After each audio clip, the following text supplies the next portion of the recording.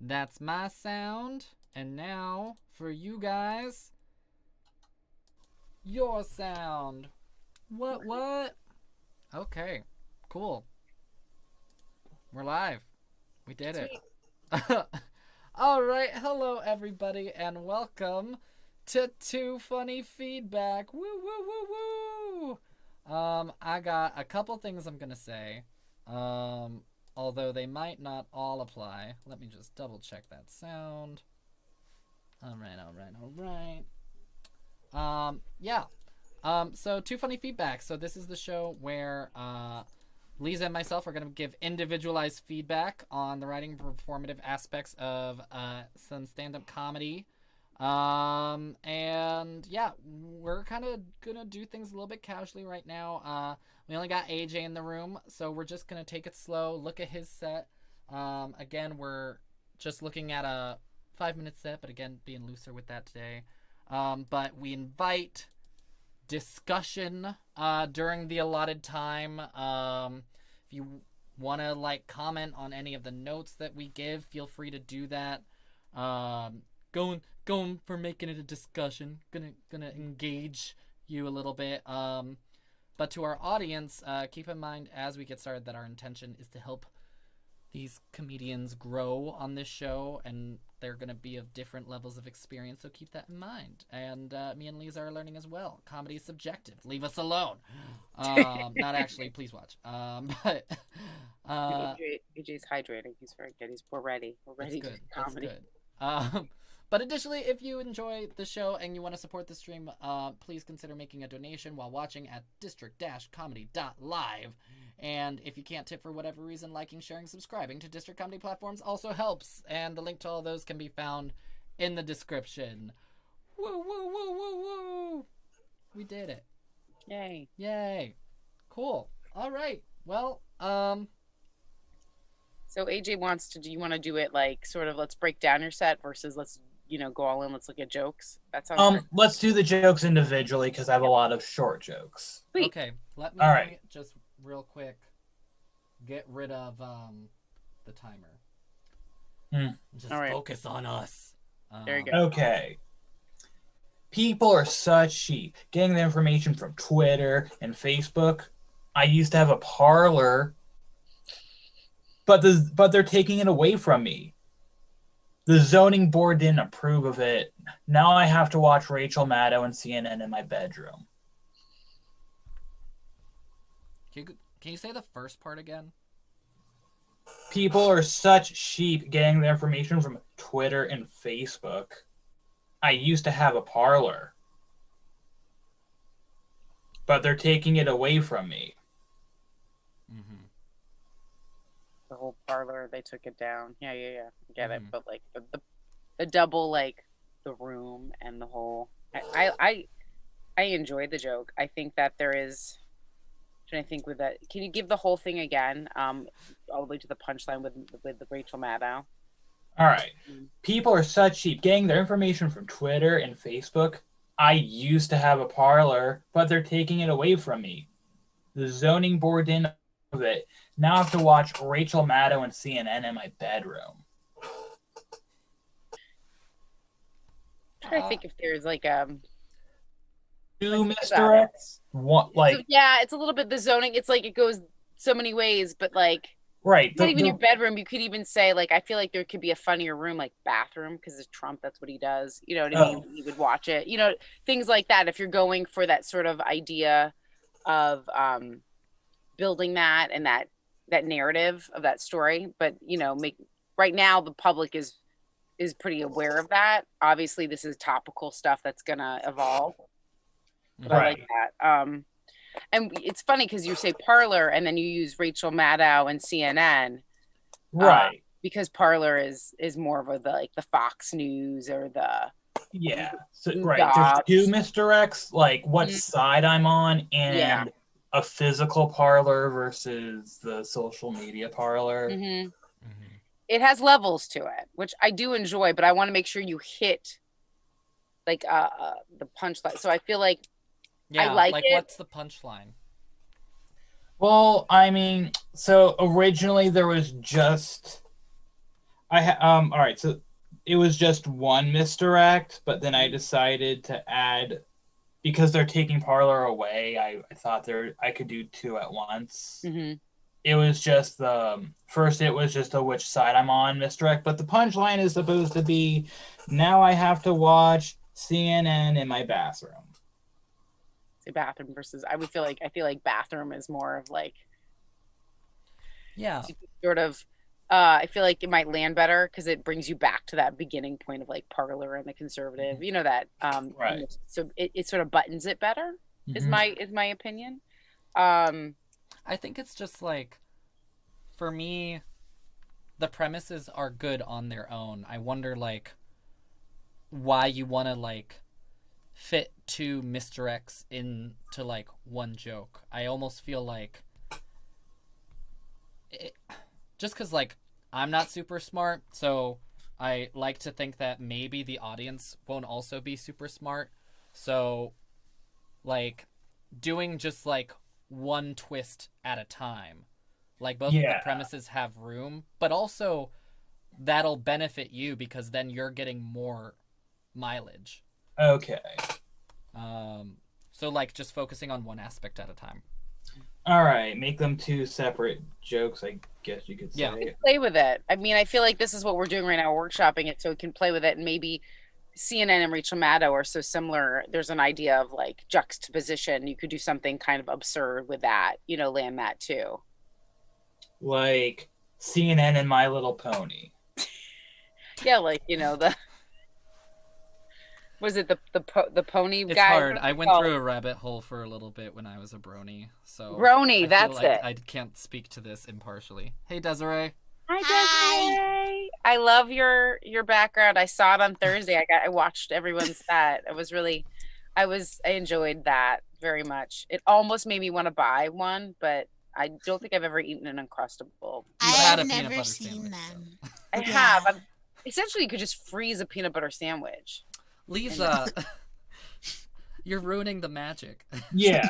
Well, the whole point of Uncrustable is that the sides are crimped, but Yeah. But yeah, just so you know, Desiree, we're taking things a little bit more cash because I had a bunch of people drop out last second. Oh, really? Okay. Yeah. 'Cause I was gonna be like, why is it just me and AJ? Because you're our special friends. You guys Like, are- just you. More exclusive now because no one else can. It's fine. I'm keeping a list. Yes. I'm not. I have too many lists as it is. But yeah. I'm glad I didn't sleep through this. No! Oh, God. I feel like sleep is our largest challenge so far of people attending because I've heard about like sleeping schedules. We need to figure it out. Just all right. means. All right. So we're working on what's the next joke, AJ? All right, the next joke. If you look at the specials board and say Bloody Mary 3 times, the bartender will appear and ask, how many was that? I like that one. That one is so like, yeah. It's good. I do. I feel like that's exactly what we were saying with the last one is like short, simple, and like, yeah, that's good.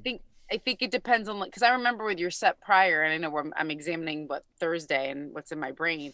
Like, you had all these very cool little like jokes. I think it's about like how you sort of like when you string lights, stringing the jokes together is kind of fun. Yes. Yeah. And that's something I'm trying to work with because some of the things could have in common. So do I like fit them together like this, or do I fit them together like this? You know what I mean? Right. No, I know what you're saying. Like, do you? Because there is so many opportunities to put them together, which I'm going to get to a little bit later. Okay. All right. So that one's good. Moving on. All Bloody right, Mary check. Being an autism kid, ice cream socials were just ice cream sit theirs.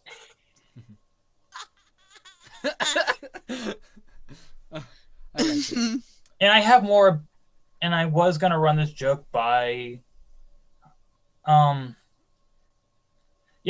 about being an autism kid and like the things you're expected to do, but like I think I'm just gonna have to run that by you next week. The border crossing joke. I need to run this by people to make sure it's not too much of an in joke, but I'm talking to the people who are in on it right now. So also I've done it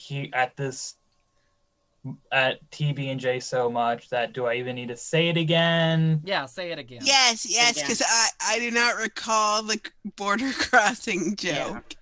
All right, this is led in by a couple of other things, but anyway. The Canadian border is closed for public health reasons. It should stay closed for punitive reasons. But when it opens back up, me and my friend were going to be back on our bullshit. Rolling up to the border crossing, the border patrol officer asks, "What's the reason for your trip, eh?"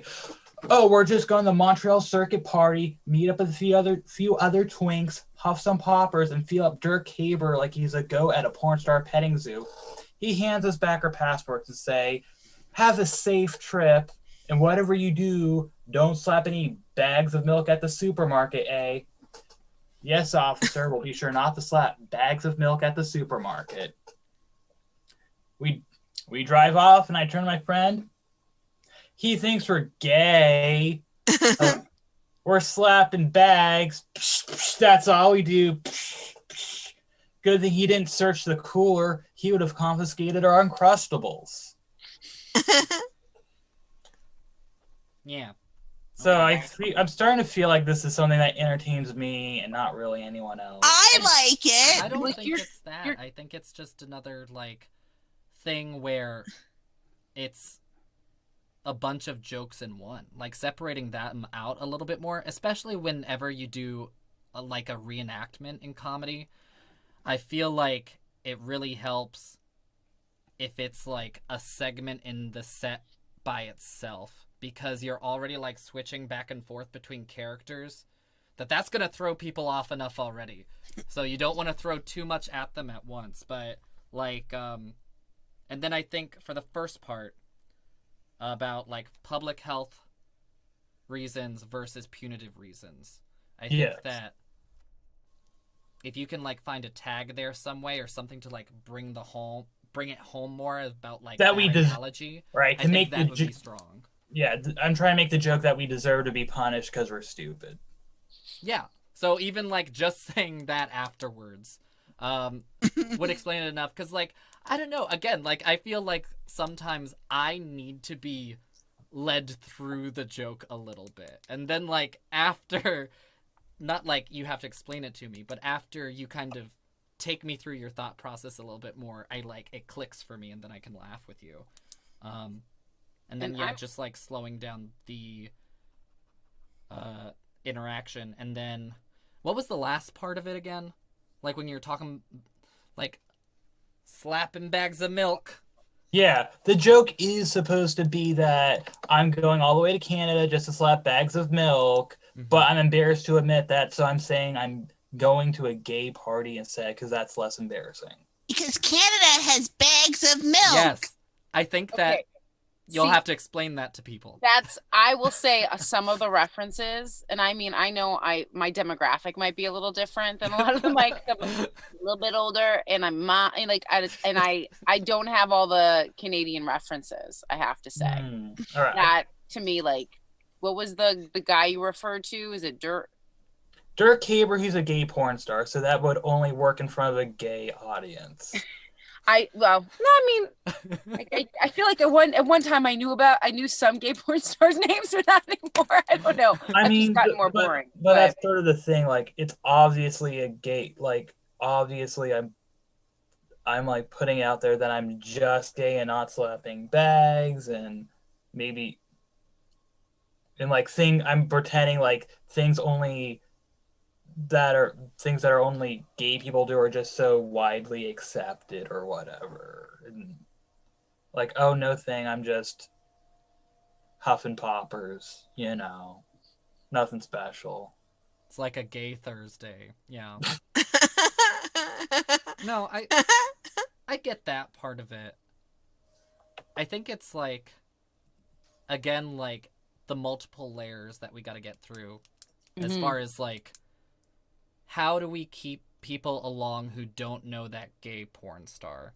Like, could we change the name of the gay porn star to, like, a fictional name that, like, clearly sounds like a porn star? Okay. Dirt Diggler would be Like something Tony boogie name. Steele or whatever. Yeah, or, like, I don't know. There's, like, somewhere you could fit a pun about Oh, penises there's in the there. original version was supposed to be meet up with a few other twinks and tag team a bear.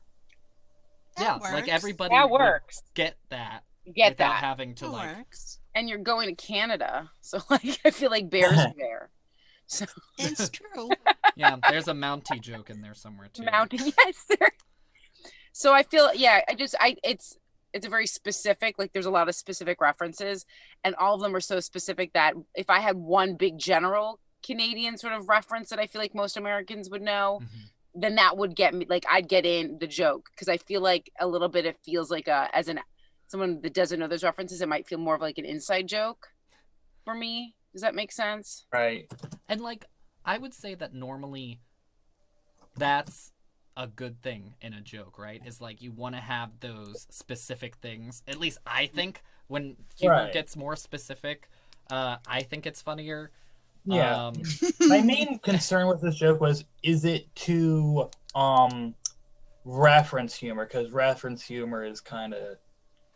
I think reference humor is more niche, and I think that's what we're saying is, like, how do we, like, modify it slightly so the same idea gets across, but you won't be completely lost. If you don't reference humor is just like, look, it's that thing. But yeah, like, oh, Justin Bieber. The joke I'm trying to make is that we know this, we happen to know this thing, and we're just weirdly okay with it. But all right. I got the gist of it, but I feel like if you want to make me laugh, I need one like specific reference that hooks me in to get it more specifically. Does that make sense? Yes. But you're right too, though. It is like an audience thing. So if you are doing an LGBT night, maybe keeping it as the name of the porn star will work in that scenario. Yeah. All right. White suburban moms might not be your demographic. I like it because it's like watching a movie and seeing my house in it. Bags of milk. I didn't know you guys had bags of milk. Yeah, and apparently not in Alberta, but in most of Canada, Alberta has you can get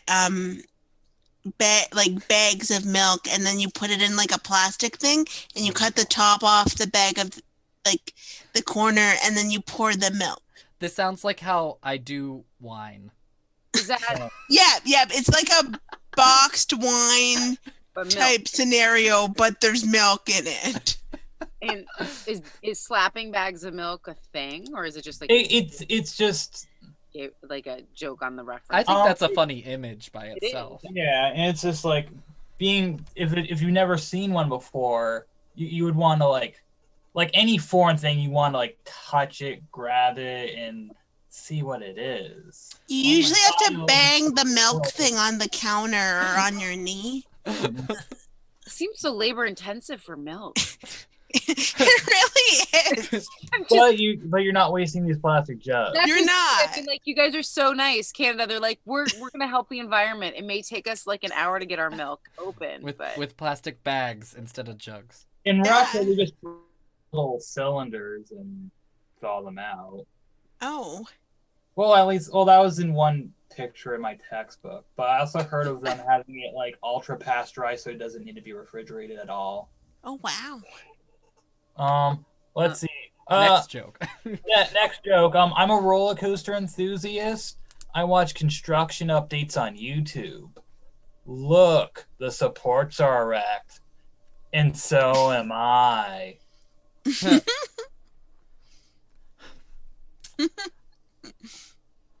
It's good. I think it's funny. I think it would just make the connection more clear if instead of like roller coaster enthusiast, and this might be something that I'm wrong on.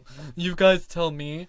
But like maybe instead of enthusiast, you be like, I have a kink for roller coasters, or I have a like fetish for roller coasters, just so that then when you make the erect and supports jokes later, it's not like coming out of the blue. Okay. Or even the way you say enthusiast could also Add an eyebrow. add an, you know. I'm a roller coaster enthusiast. Yeah, like Yeah. yeah. You've got now you have the point without changing the word. I feel like if also that's something to explore. I feel like, and this is going to reference the prior joke, which I know we took a lot about, but I liked your turn, like when you're doing the different person when you're doing the border control and that, and I love that if you want to make even more distinct of that guy, of creating a juxtaposition of the a, you know, that they say, but like just using, as you just said, like the timbre of your voice or the way you hit a word, just tweaking that a little bit will even sort of rise up that difference between talking to the border control and what you and your friends were saying. It might create a little bit more juxtaposition, but so like it shows how like just how you hit a word can really translate so much to the audience, like enthusiasts there. I hope that made sense. Yes. All right. All right. I go to gay pride, but not for diversity this or visibility that. I'm there for the rainbow swag, the stuff we all get. I'm on the sidewalk rolling in a pile of TD Bank lanyards yelling, throw some more, because I'm a swag whore. All right. That's pretty And solid. the reason all right, I want you to compare this joke to this one. Amazon has released the Halo. It's a Fitbit, but it's a purity ring for consumer whores. Now, I'm asking you to compare these jokes because my gay pride joke where I mention Amazon can segue into either one of those two. So how do I do it? And does going with one mean the other doesn't make it into the set at all? Because it's going to be awkward to go back to the other topic I already mentioned.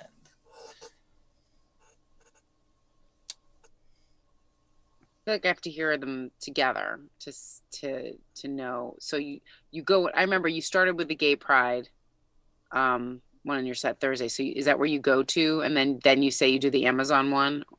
Yeah. So like The one Amazon about like has, warehouse workers. Yeah. yeah, the warehouse workers. Do I talk about the? So do I right in that right the warehouse workers, and it's like the corporations don't care about the gay community, but I'm just there for the rainbow swag versus Amazon does other shady things like the Amazon Halo. Like, which way do I go? I mean, my preference for me, but this, like we said, this is all subjective. I like the first way better because the gay pride is more like, I mean, I just think there's a lot of jokes there and that the stream of where you go with it. And how and I mean, but part of it is also I have a reference of like if you've ever gone to a gay pride parade, it's literally just rainbow lanyards. Yeah. Like and that you're like, yay, you know, it's and I've been to many gay pride parades, so like I know. Like Followed by a corporate farmer's market. Lisa's a better gay than I am. Yeah. Is actually the truth. But I also think that like it's not like even just using the word swag, I feel like kind of alludes to Amazon a little bit anyway, just because they sell so much stuff that like any sort of like industrialized product like you can associate with Amazon. So I'm also in favor of the first joke if you're trying to choose between one, but also it's also worth it, I think, if you want to try doing them all three together. And then let the audience tell you if that's like too much Amazon stuff or like too much gay stuff. Yeah, the Amazon stuff also segues into the Wish. Mm-hmm. Yeah. What's the wish? I forget the wish. Wish. Who needs Amazon? I have Wish. It brings the Malaysian warehouse to you. That one. I just have another one. Wish is just a crackhead Amazon. Mm-hmm. Yeah. Like doing Amazon and then Wish as a crackhead Amazon and then doing the Wish stuff, I think would be a good progression. And this is like stringing those lights, as we said, stringing those jokes together. It's good. Yeah. But I don't think that it's like hearing it now, like And maybe that's part of it, is we're just like remembering the like highlights of the joke, but going through them right now, it doesn't feel like it's too much. When you're doing like all of the jokes full out though, I wonder if that would be too much. How many can I ask with your, because I know you did it Thursday. What's your response? Do you find that there's a lull, like you lose the audience for a second because you're spending too much time examining like that one area or jokes, or? I don't think so. I would say do it until you don't hear, like, until you feel that it's just not getting a laugh anymore. Like, and then you can rearrange it. Part of it, Okay. knowing your audience. I mean, I know Tom's mics and things like that. I know there's a lot of mics going on, like, and knowing your audience and being like, and knowing what joke, because I know there's different time segments. Don't like to say we don't have a favorite joke, but like a child, but rating them and saying, okay, I'll take that out for time's sake. I know that this will hit and this will hit if I take this part out. Like, I feel like if that's something you're concerned about, if it's about a timing thing, or, what baby do you sacrifice first? Kind of like, yeah. my least favorite. I don't know. No, and like, sometimes it's also like the baby that you end up having to keep in there because it gets a laugh every time. Like there's a couple jokes I do that I hate, but I still do them sometimes. Right. And I just want to bring up one more thing before we move on to the next joke. I mentioned TD Bank lanyards, so is that awkward mentioning TD Bank and going back to Amazon? I knew what that was. What's TD Bank?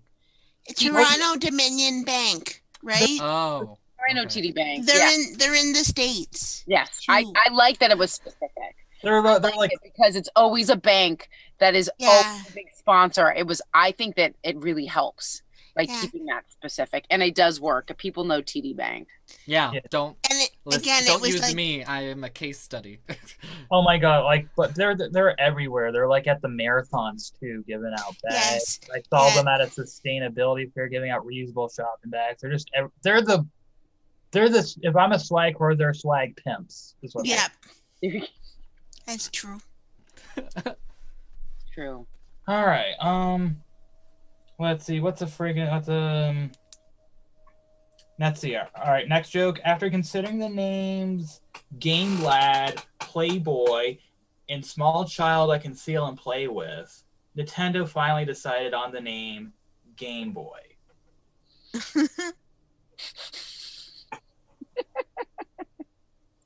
I like that one. What were the first two options? Game Lad and Playboy. And then the long one. I like the long one. It's like sort of the rule of three. Mm-hmm. Yeah, that's supposed to be the third one. Then you do the juxtaposition. We say Game Boy. I like that one. Yeah. All right. So it's good enough to keep. Yeah. All right. I mean, they're always like worth like still like throwing out at an open mic, just to see how they float. All right. Papa John learned the hard way. If you can't take the heat, don't trade your sports car for a pizza oven.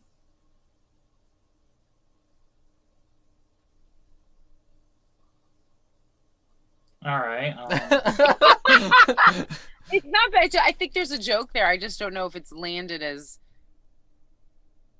Yeah, landed as well. Like I appreciate it. I'm not.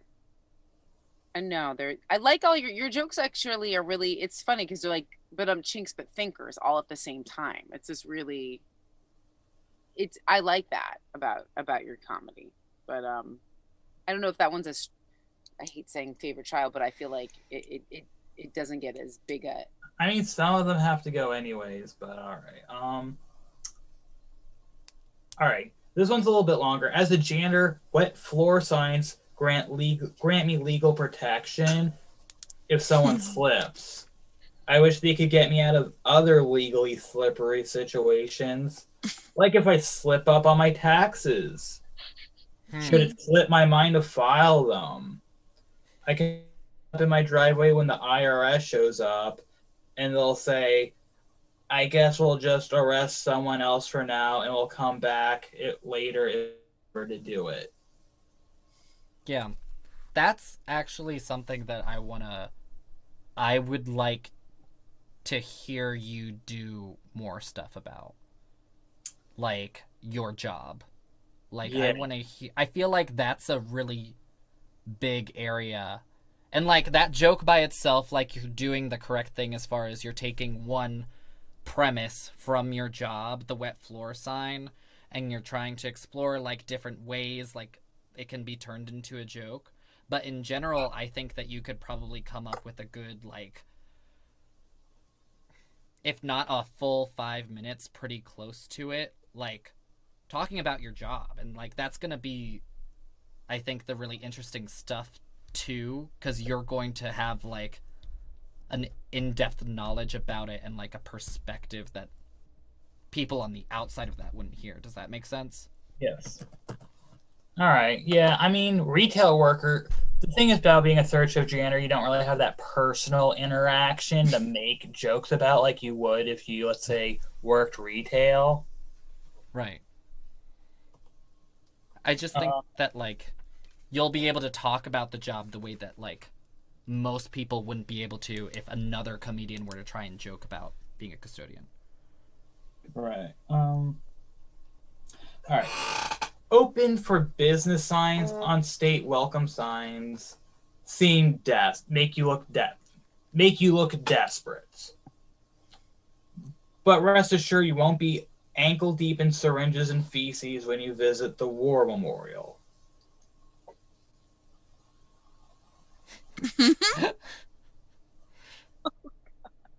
It's like a second. You're like, oh. Yeah. I like that one. I personally do, but that's just me because I also agree about the open for business shit. Yeah. I think that just makes the state sound like a whore. It's like welcome to our whoring state. Like, so I like that, but it makes me laugh, and I think that the idea that it's feces and yes needles would make sense, especially those states, because West Virginia used to have an open for business motto, and they went back to wild and wonderful after they went awry. So, yeah.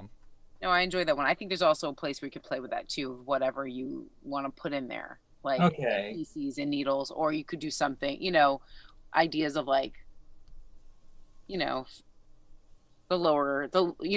activities that your mind goes to when you're open for business. So to say. Yeah. Oh, all right.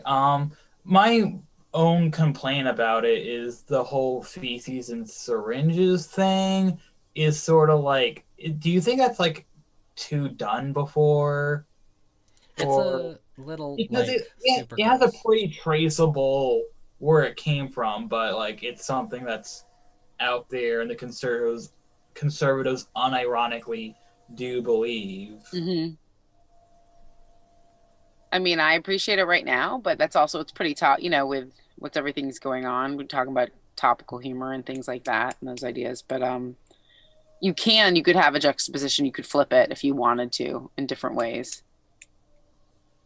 And if you're not feeling like, if you're feeling it's done, then I gotta think of something else instead, but yeah, just like in case, because like Lisa said, things are just like developing so much that it's like, I feel like there's a lot of quick turnover right now with like how long a joke stays relevant. But I also want to check in with Desiree, because we're actually a little bit over halfway through, and I want to make sure if you got stuff you want to talk about too, that we also talk about Desiree. If that's okay. So that's pretty much. What's that, AJ? Oh, sorry.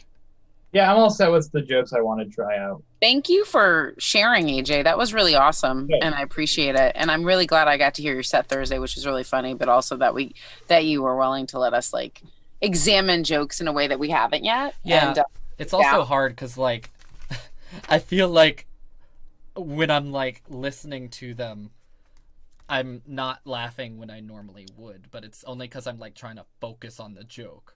Well, when you break it down, we were literally kind of like taking it like a math equation, like 2 + 2 = what? So it's going to take the humor, like not that like you're going to guffaw in the same way, but it's thinking about it. So those were, and you have really funny stuff that's also thinking material, if that makes sense, thinking jokes. Yeah. So I appreciate that. So thank you. I hope that was beneficial. Thanks for showing No, up. thanks for giving me the critiques.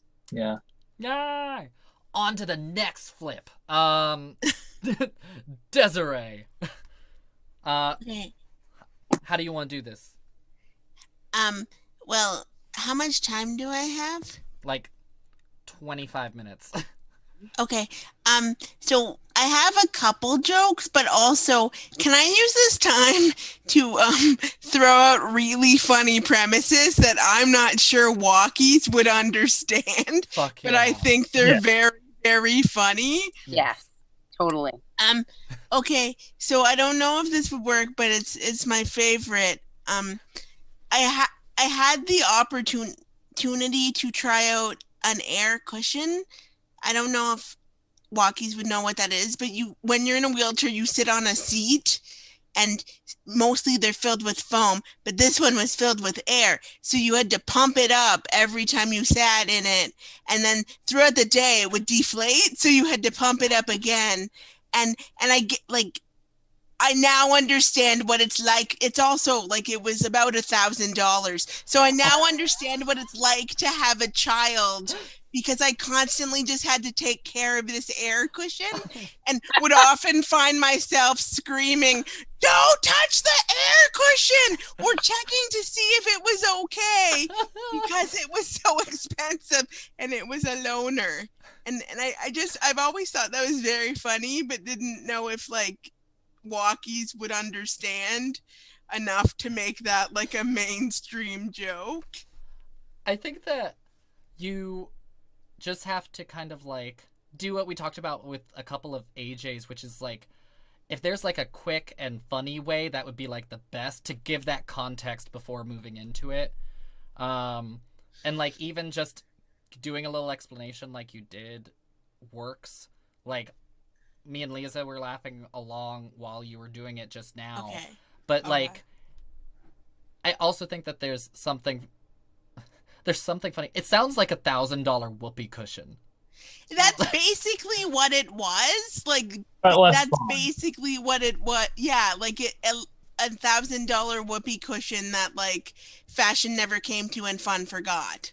Right, exactly. So Yeah. saying something like that and Yeah, then going into the specifics where you compare it to a child Yes. has us and, on the train with you the entire way, even though we still get there. at and like the end. whole kid thing, you got like as a parent, like I get that. Like I'm like, oh, it's like having you can't have anything nice, like a piece of furniture. You just stop, and you're constantly attending to it or something. Yeah. I think there's definitely, and like you said, where fashion forgot. Like, Yeah. that I even already messed it up, but like that line was really funny. Yeah. So Yeah. I think there's definitely a joke. There's jokes to be had there in a story, and the way I think that you explaining it doesn't take away at all like what it is, because then we're all on that train with you going, oh, I know exactly what you're talking about. Okay. Yeah. And you I find think that... Oh, yeah. What's up?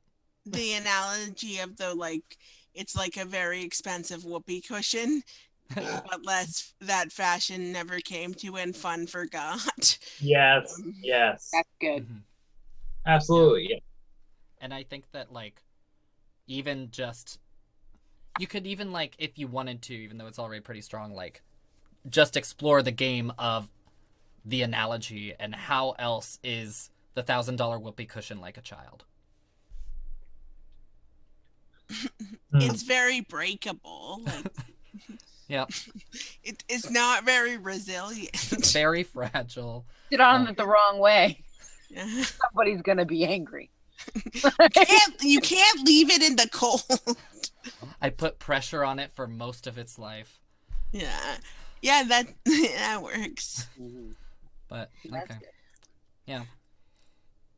And then the other one, and I've done this a little bit, but it just didn't seem to be working, is it's kind of a joke. I like watching disabled people on, like, I like watching characters on TV that are disabled, because representation does matter, but it's also fun to see if you can tell if they're actually disabled, because you can usually tell by how somebody uses a wheelchair whether or not like it's legit. And then my example is like Drake, who was on Degrassi High, The Next Generation. Whoever taught him to use a wheelchair did a really good job, but there's just one episode where he gets out of the wheelchair and like puts his hands all the way up and then kind of like box steps. And like if you're actually disabled, you're not putting your hands up when you stand up. You're getting low, like just getting low. Okay. Yeah. Ever heard of the Empty Cup Awards? The Empty Cup Awards? So in movies and TV, when the actors have a coffee cup, there isn't actually coffee in it, but they often forget to act like there is, like holding it like this, or having like a whole tray and just holding it by the corner. And, oh like, yeah. Yeah, so like you could, yeah. It's like an acting test.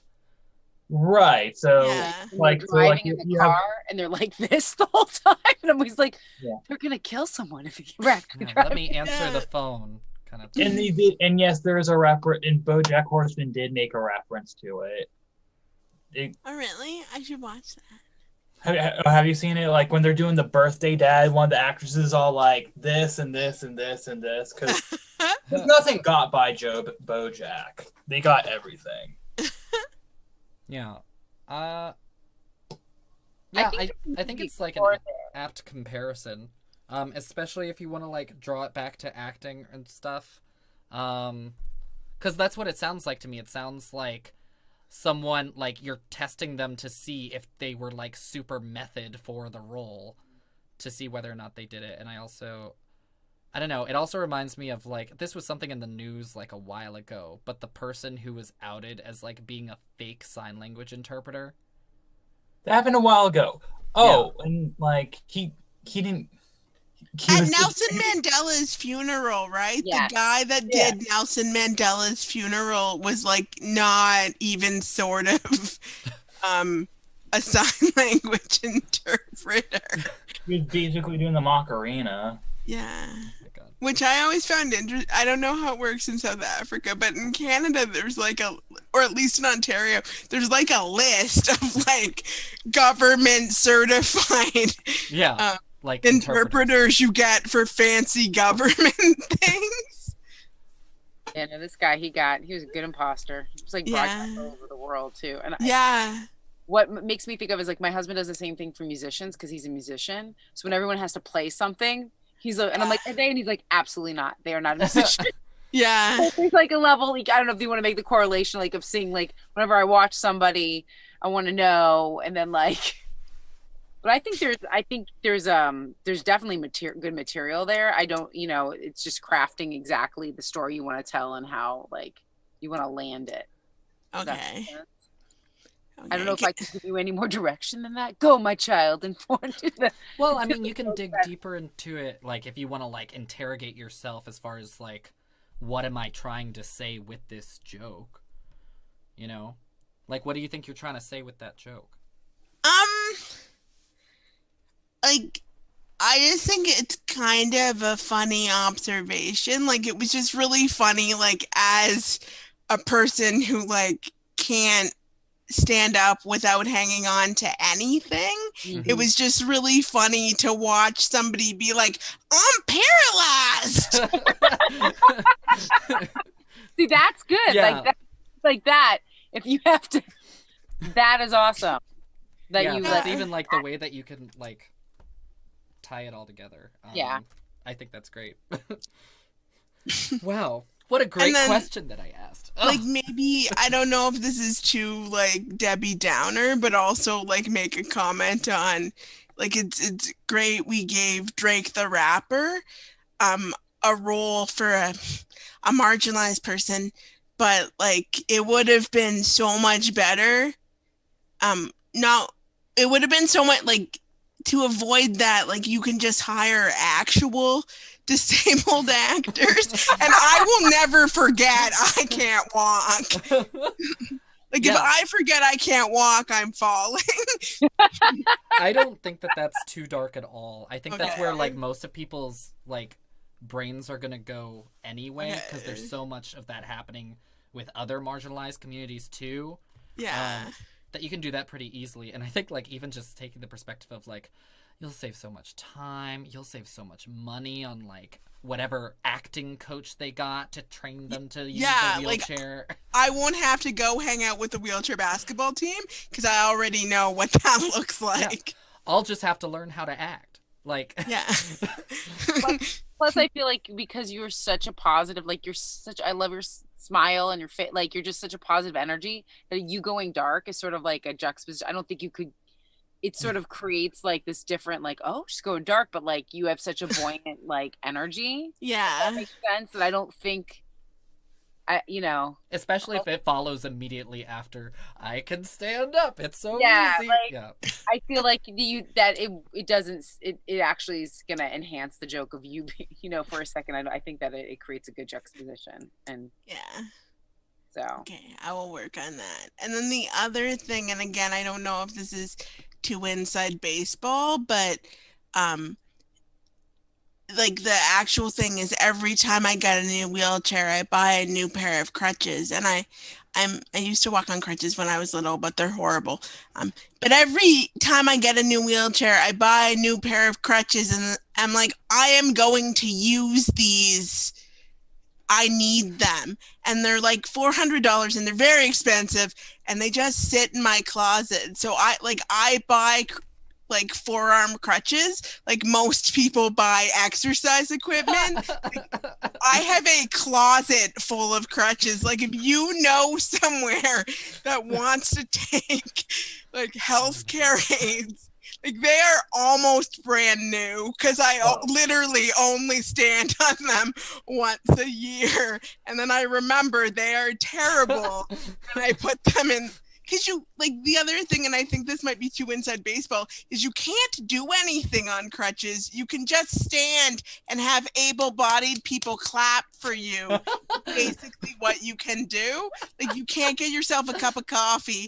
I can't even open my door. Like, they're really, like, they're not functional, but every 5 years, I get crutches, and I'm like, I'm going to use these so much. I need them. Like, I got a couple ideas for that. Okay. Because we have terrible healthcare in America, you mail them to your American friends when they break their leg. I could.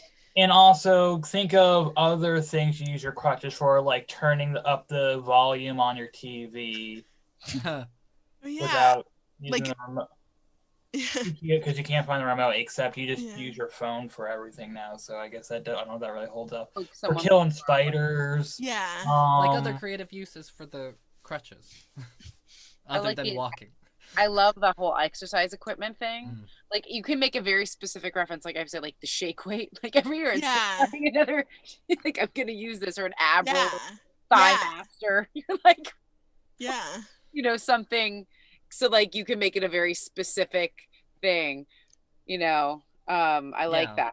And especially because it's like with them.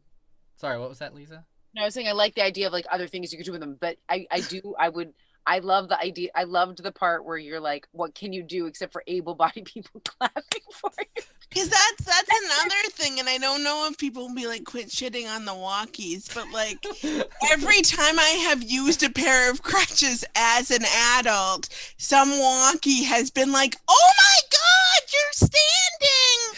And like, first of all, if someone is standing gingerly on crutches, don't scream, because a good gust of wind is gonna knock them over. So be very quiet, like you've seen a bear. No, I don't think that like anybody will be put off by that. Okay. Honestly. And I think that like it's also important to have those moments where like you can kind of bring up also a really good point in your joke about like, stop patronizing people for that, It sounds patronizing when you start like applauding someone for using crutches. I don't know. No, I talked a lot about last week, and it was like point of view. Like you really, I know who you are just from, you saying this is something part of your identity and explaining it. And I love that within your jokes. I'm also learning like about just sort of people have conceptions. I feel like you're breaking down misconceptions of that people have. And I think it's really with the humor, you're also just, it gives us a conversation, and we can have an honest conversation about things. Like you have a perspective that a lot of us won't have. And I love that you're sharing it with also you're doing it with a delightful humor, if that makes sense. And so I feel like you're doing, like there's a real asset to that besides just making us laugh. If that's so I appreciate that. I don't think that's anything you should.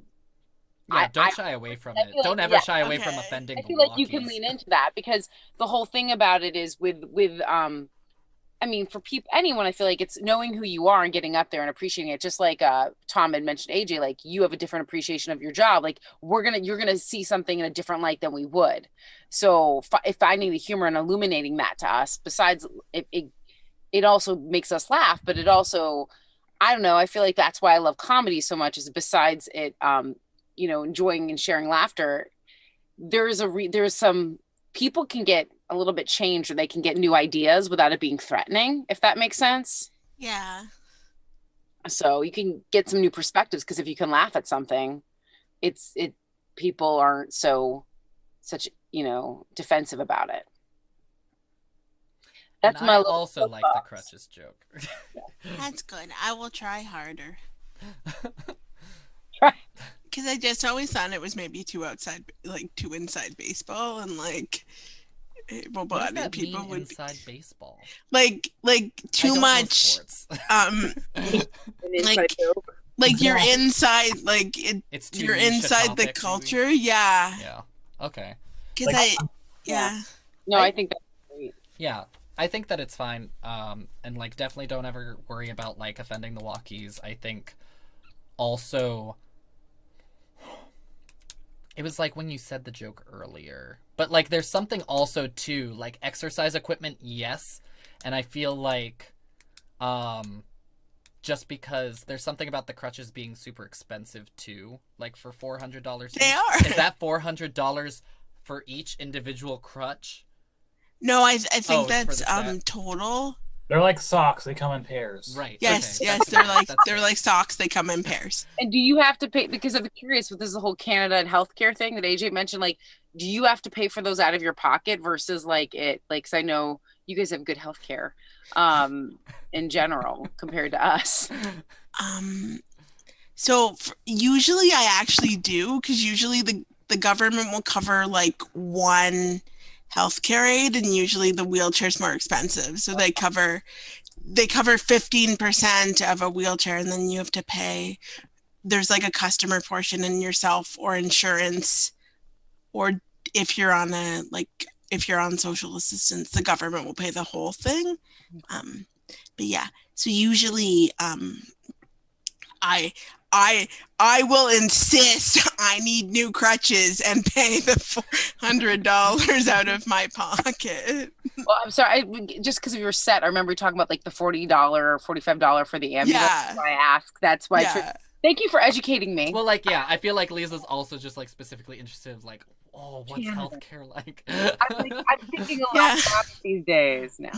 but a little less come tomorrow. But I was saying, just like, not to keep focusing on this joke too much before moving on to the next thing, is that like something about like the price of them can also like go into like something about it like being name brand. They're like Gucci crutches or something. Like there might be more to explore there, is all I'm saying. But anyway, I usually get the most expensive ones because I need like I'm gonna use these, so they have to be like the lightweight kind, and like they're blue, which was apparently important to me. Was blue more expensive too, though? Yeah, it was. It was like the Mac computers that came. Yeah. Oh yeah. I want the pink freaking computer. Yeah, and they're collapsed. They're really nice crutches. Right. They're probably really good. I've stood on them once. Can you go a little bit more into like why you tell that lie to yourself? Because like an exercise equipment, I understand why people tell themselves they're actually going to use it, but like, Yeah. why aren't you more honest with yourself that you don't really need them? I think it's because like walking is a good form of exercise, and then I don't know why I do this, but also like I always think I'm gonna take them to like people's houses, but I need like it's For places where you can't go with yeah, and like they're so unfunctional that like it's almost better just to go to your house and then have like someone assist you in. Like I don't like but I always think like this will be good for travel, and like it's not. Like I don't understand, like, but I have like at least 4 pairs of like almost brand new adult crutches. I was about to say, what happens to the old crutches too? Like you get the new ones, and then the other ones that are also like basically new become like, I don't know, part of your home's foundation or something. Like they're just in the closet, and I'm like every time I move, we take them. That reminds me of I guess you know, walking to put like buying heels that you're like, these hurt my feet, but they're so fucking pretty, and but then they hurt so much that you never wear them. And then you never wear them. You wear them once, and you get blisters, and your feet are bleeding, and you're like, what the hell? And then you're like, but those are pretty. Like you buy it again. It's like sadistic. Like I need that. Yeah, or they'll come out with like a better version, and you'll be like, this time because they're collapsible, I'll use them. The iCrutch 12X. Yeah. There's a lot of material there. There's a lot of ways you can go with that. Okay. You talk on the podcast. You said that that some people feel uncomfortable about you talking about being disabled. Like, or you should definitely talk about being disabled because there's not a lot of wheelchair bound comedians. So there isn't. You're right. So you absolutely should be talking about that sort of thing. Yeah, I think apparently it does make people uncomfortable, but I don't get why. People really like the wheelchair jokes. Like those are the ones that do the best. Like before I got the whole Uncrustables and America has a lot of tasty snacks stuff, like my other like non-disabled things were just like, oh, that's cute. But people always really like the like stuff about wheelchair. Really? Do you have a theory on why that is? I'm curious. I think it's because like any comedian can really talk about a call center, and I think it's sort of maybe like a new, like it's kind of like a new and different perspective, and it's just the jokes, like it's really funny, like that's like leaning into like what you know and how because you see the world you're gonna see it in a different way. All of us do, but like very specific, and I think that's great. But I'm glad that you did mention, because I was going to say, if you didn't, that like you should definitely make sure that the core of your set is always the Uncrustable. Like 100%. Yeah. Like, you've started a cult with the Uncrustable. Yeah. You did. Like, it's funny because I've watched several of the mics, and like that keeps coming. Like, it is like a through line. Yeah. It's fantastic. And it's a way everyone like, and we talk about like hooks or things. I mean, besides like, but having that, like, who doesn't know Jim Gaffigan and Hot Pockets? You know what I mean? Like, yes. It's that could be I could become marginally famous Uncrustables. Oh my god. Wouldn't it be easier to make a peanut butter sandwich, America? But that's the thing, like, it's a great hook. It's a great, and so keep going. I love that so much. I mean, I smile about it still. So thank you. And I don't know if I'll ever be able to eat another Little Debbie, but I will. Yeah. Were there other jokes that you wanted to touch on though? No, I think that's good. Okay. I just want to make sure, because we are technically at time, but also it's like very informal today. So it's super informal. It's a conversation. This is the show. Well, you know what? Why don't we do this? Why don't I stop the stream, and then if we want to just like keep hanging out talking after, we can. But I'll just like do my outro for outro's sake to everybody watching out there, all of the hordes of people. Big thank you to my co-host Liza, to the comedians, both you guys. Thank you for coming. Thank you so much. And for being open to feedback. I do feel like really good about this episode. Like we were able to talk more about it. Yeah. Which is nice. And then, yeah, again, if you want to support the stream, you can do so at district-comedy.live or hit the share, like, or subscribe button, because that also helps. And if you want to be on the show, you can sign up using the link in the episode description. See you next